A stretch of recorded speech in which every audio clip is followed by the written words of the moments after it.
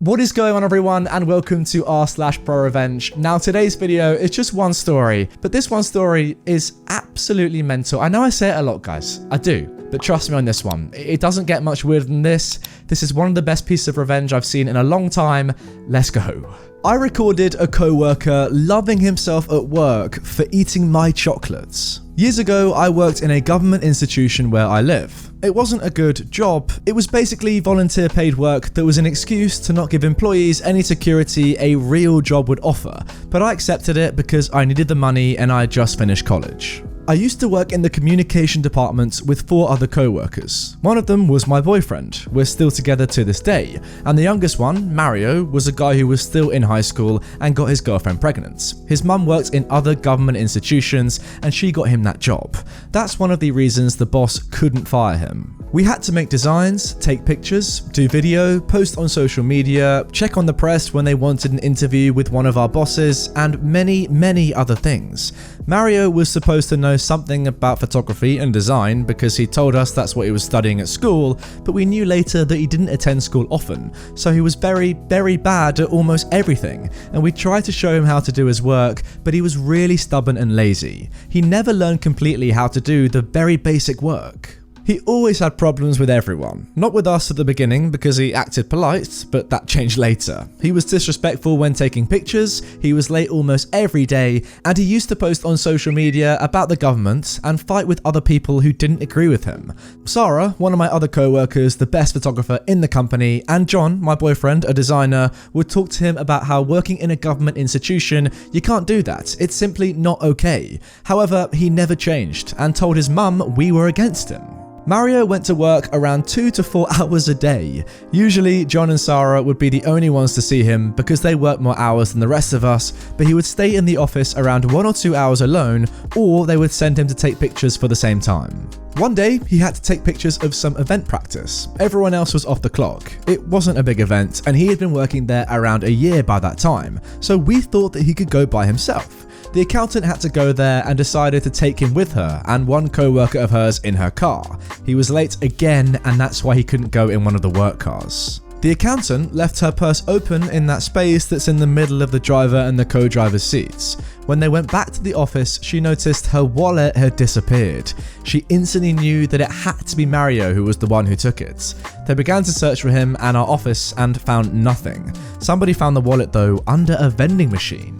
At first, we took his side because they admitted they never found anything and because it wasn't right to search in our office without anybody else there, mostly because we had photography equipment that wasn't exactly cheap.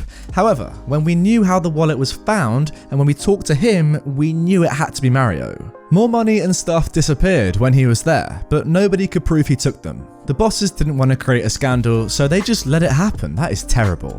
Our office used to be the conference room, so it was attached to the kitchen, and the director had beverages there for visits. We could use the kitchen but not touch those beverages, but Mario couldn't even get in there. Anyway, the sodas began to disappear and the director's assistant complained to us. We said we didn't take them, but she wouldn't believe us. One day, John, my boyfriend, noticed that our door to the kitchen was broken and that you could take the lock easily. With a pencil, we used to find pencils without tips, he took it inside the mechanism and then the door opened. It took its time, but he proved that Mario was getting in the kitchen when nobody else was there. However, that didn't make a difference and nothing was done, not even a talking to. One day, John and me were on our way to work, but I didn't have breakfast, so we stopped at a store. I bought something to eat and some chocolates. I put it inside the fridge and just forgot about it. The next day I remembered about it and went to check. It wasn't there, and I got mad.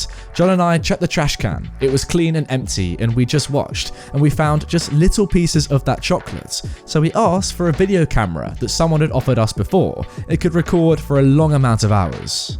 I want to clarify at this point that we didn't take the decision of everything you are about to read just because of some chocolate. The chocolate though was the last straw. For like a year we had to put up with our bosses scolding us because of Mario. He never wanted to learn how to do his job and things were always disappearing, including personal things. The first day, Donna, the director's assistant, left money in one of her drawers and left it slightly open so he could see the money. We put the camera in the other building that was in front of ours. We had big windows, floor to ceiling, and you could watch Donna's desk and the hallway from there. You could also see some lady's office, our door, and the director's office. The other building just had empty offices then, but had big curtains. That's why Mario couldn't see the camera. We went home that day and left the camera recording. The next day, there was the money. Maybe because we left one bill equivalent to $5, and he knew we would know he took it. I checked the camera and watched him getting in the lady's office. I don't know what she did there, and he took some cookies from her office, but he did look suspicious. Again, with this, we couldn't do too much. So that night, John found an old cell phone that could record for 2 hours. The next day, Donna left the $5 again, but now she left $1 bills and the same drawer slightly open.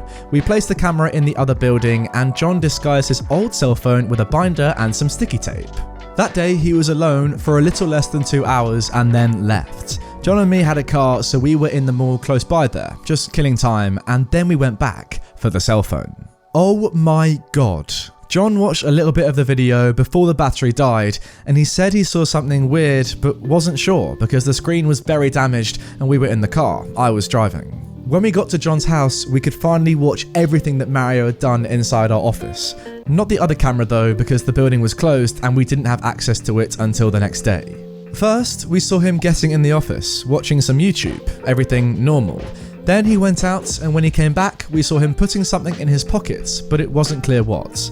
Then we saw how easily he took a pencil, opened the kitchen's door, and took something like a yogurt, then he closed the door. Then we could hear what he was watching, something like a channel that's very famous in our country. But then we heard noises. Yeah, that kind of noises. We were supposed to have blocked that kind of videos and websites. I mean, those were government offices and the IT team had checked recently everything. But somehow he was watching porn on the computer I used to work. And if you're thinking of what he did, well, the answer is yes.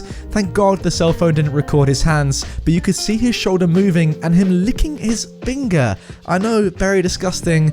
Well, he ended and didn't even wash his hands. I was so shocked and disgusted when I saw that, and I wanted to cry.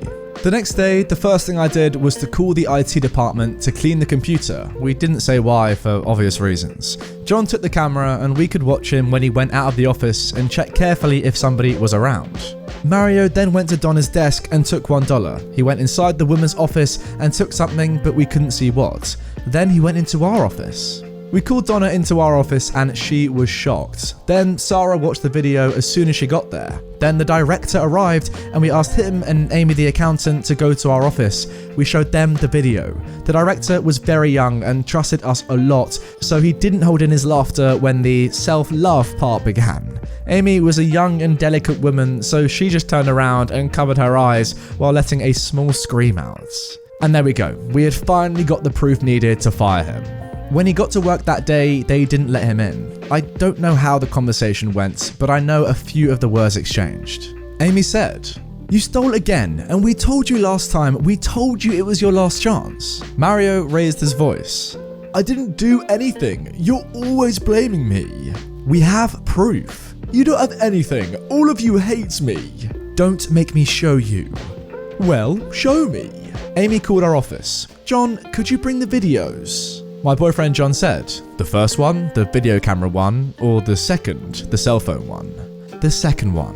When he heard that, he was defeated and very nervous. John took his time downloading the video into his computer because it was on mine and went to the office. Amy was talking to Mario. John told me he was about to show him the video and then asked Mario, "Do you really want to watch this video?" Mario at this point couldn't even look John in the eyes. "No, I don't want to." But Amy said, "Well, play at least the first video for him."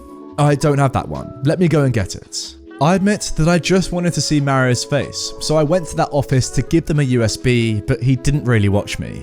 Amy said to John and me, "Okay, thank you, that's going to be all."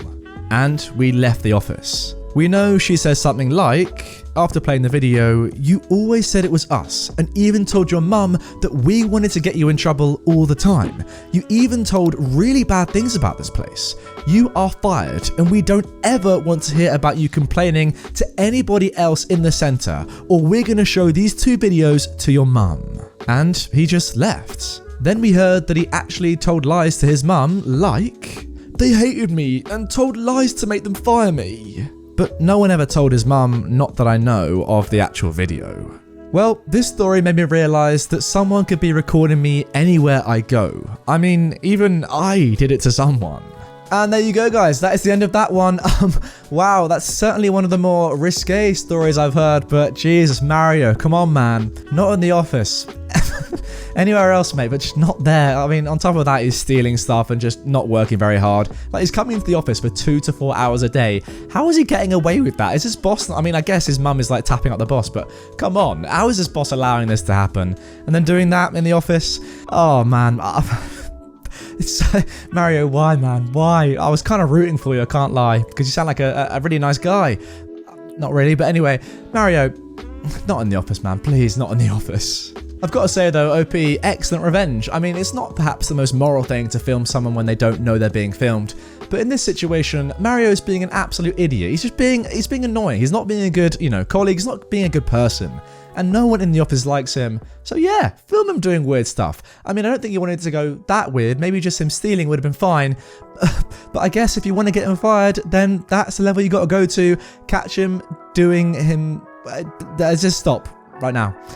Let's go to the outro. Anyway, guys, that is going to do it for this episode of Entitled Parents. I hope you enjoyed it. I certainly did. If you want more right away, check out, everything on the screen. There's a playlist here. Subscribe here.